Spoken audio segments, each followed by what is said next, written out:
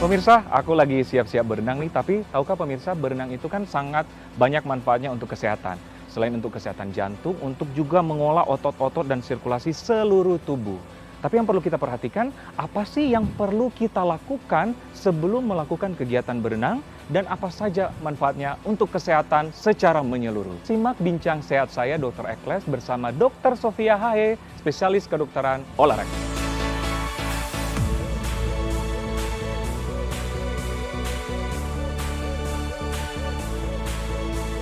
Dokter Sofia, ini lagi semangat olahraga nih, renang nih.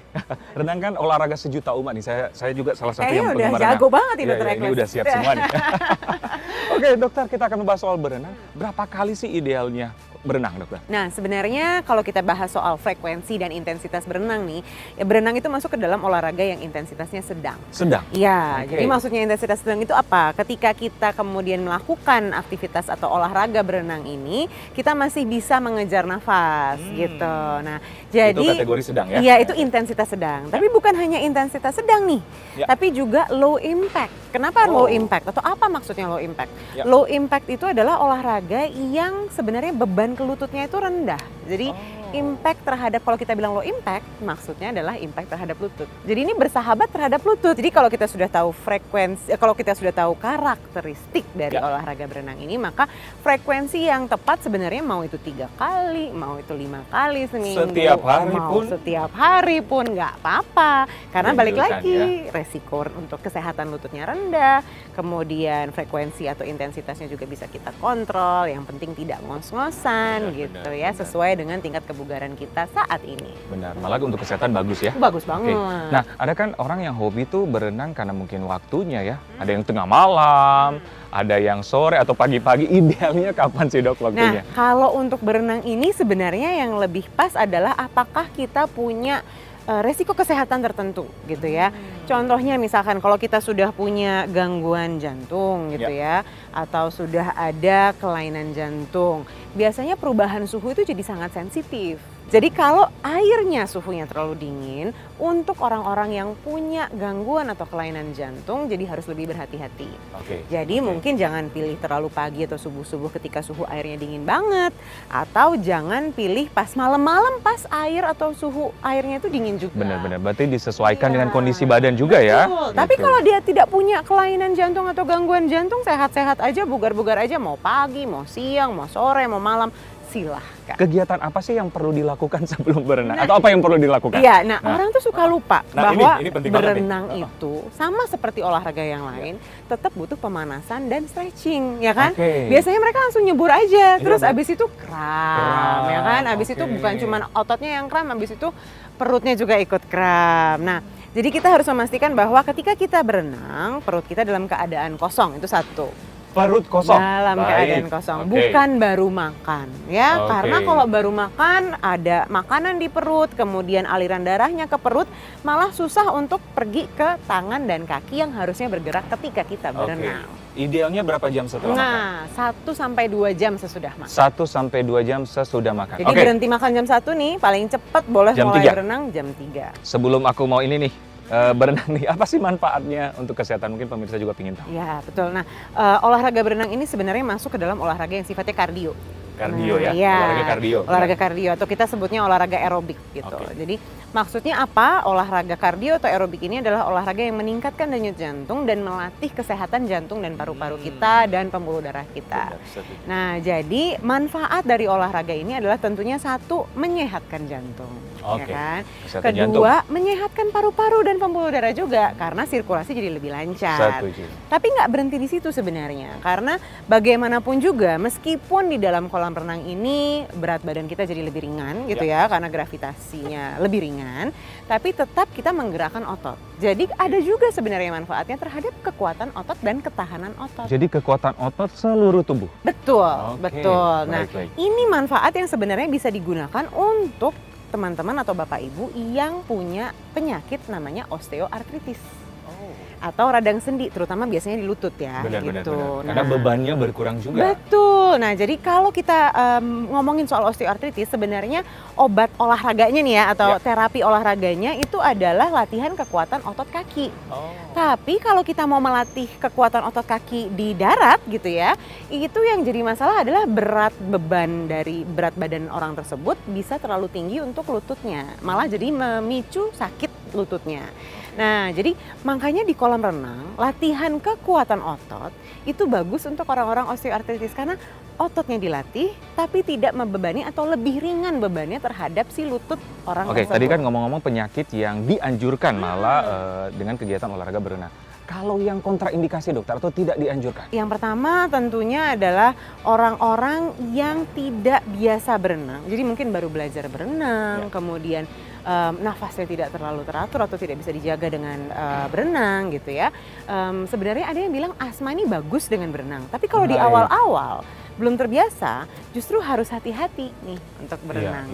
Karena malah bisa men-trigger kejadian asmanya atau serangan asmanya. Apalagi kalau airnya dingin. Karena kadang-kadang ada orang yang trigger asmanya adalah suhu dingin. Nah, jadi hati-hati itu yang pertama. Yang kedua adalah seseorang dengan cedera, entah itu cedera bahu atau cedera lutut yang tidak dapat digerakkan secara maksimal. Jadi kita bilangnya range of motion atau gerak sendi atau ruang sendinya. Kalau misalkan dia cuma bisa gerak segini gitu ya, padahal dia harusnya gerak segini gitu, mungkin jangan dulu karena takutnya malah men-trigger cederanya. Jadi cedera akut lah intinya ya. Seseorang dengan cedera akut, seseorang yang tidak terbiasa berenang, seseorang yang sensitif dengan suhu air itu. Tapi apakah memungkinkan mereka untuk berenang atau memang tidak dianjurkan? Mungkin sebenarnya, tapi ya tidak saat itu ya. Jadi biasanya ada proses adaptasinya. Ada proses dan mungkin dalam pengawasan juga ya. Betul, harus diawasi oleh dokter dan tenaga ahli. Kadang-kadang kan berenang atau selagi berenang tidak teman-teman kram. Ya. Nah, apa yang harus dilakukan sebelum berenang supaya mencegah tidak terjadi kram ini dokter? Apalagi sering banget kan biasanya Nah, memang satu yang pertama adalah kita stretching dulu nih sama pemanasan yang cukup supaya sirkulasi. Kenapa sih kita bisa terjadi kram? Satu, sirkulasi darah biasanya tidak lancar sampai ke jari-jari atau sampai ke daerah yang mengalami kram tersebut. Jadi kita harus memastikan sirkulasi oksigen, sirkulasi darah sampai ke perifer atau ke ujung. Nah, caranya atau salah satu caranya adalah dengan stretching tadi. Nah, yang kedua adalah jogging keliling kolam renang tersebut. Karena memastikan bahwa begitu denyut jantungnya naik, sirkulasinya juga jadi lebih lancar. Itu yang kedua. Yang ketiga nih, seringkali karena kita mentang-mentang olahraganya di air, kita lupa minum. Kalau olahraganya di daratan, kita haus ya kan. Tapi mentang-mentang di air, lihatnya air juga. Jadi lupa minum. Haus, iya. Nah, padahal salah satu cara untuk mencegah kram ini adalah dengan minum air putih. Jadi setiap sekitar setengah jam kita olahraga, kita tetap harus minum kurang lebih 200 sampai 300 cc air putih. Ini kegiatan sepele, tapi ini yang sering kita lupain ya. Betul banget. Stretching atau beberapa gerakan yang dilakukan sebelum berenang. Kita peragain langsung ya? Kita peragain langsung. Nah, Nah, pertama pokoknya paling gampang adalah dari atas sampai bawah. Karena kalau kita berenang kita gerakin seluruh badan dari atas sampai bawah. Bahkan kalau gaya bebas kan kita noleh-noleh juga ke kanan kiri kan. Nah, jadi stretchingin dulu nih otot lehernya. Leher dulu berarti seperti gini? Yes, betul banget. Nah, jadi otot leher yang samping kita regangkan, tahan sekitar 15 hitungan. Jadi 15 hitungan ya? Ya, 1, 2, 3, 4, 5, 6, 7, 8, 9, 10, 11, 12, 13, 14, 15. Biasanya orang tuh berhenti di 8, ya kan? Mestinya 15? Mestinya minimal 10 sampai 15. Baru? Nah, baru sisi satunya.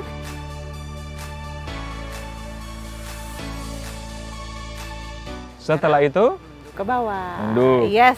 Ditahan boleh sama tangan, yes, betul, supaya otot leher bagian belakang juga teregang dengan baik.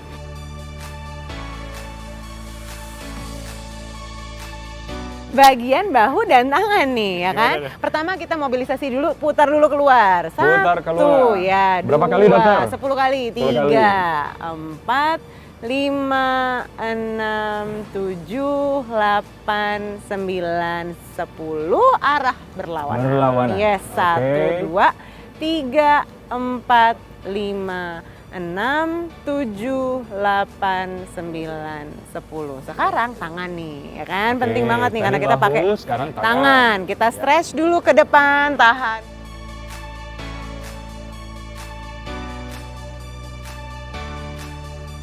Sekarang kita stretch tricepsnya nih, jadi tarik ke sini. Nah, otot yang di sini nih. Nah.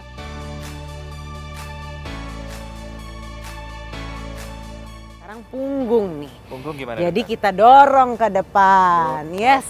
Pastikan otot punggungnya tertarik sampai rasanya ke depan.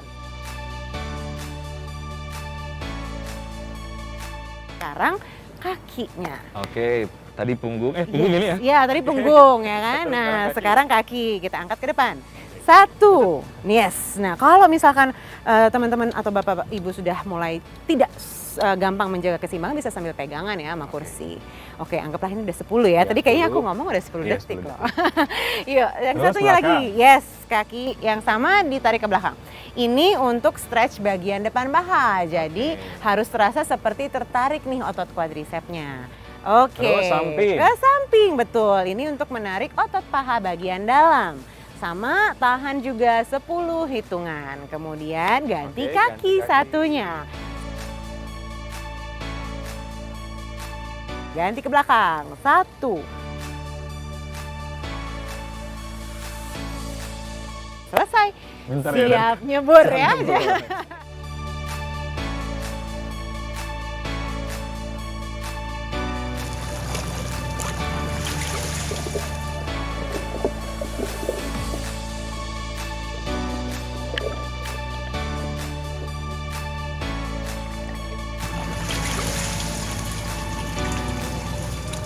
Oke pemirsa, itulah tadi perbincangan saya dengan Dr. Sofia Haya, spesialis kedokteran olahraga. Ternyata berenang sangat banyak manfaatnya untuk kesehatan.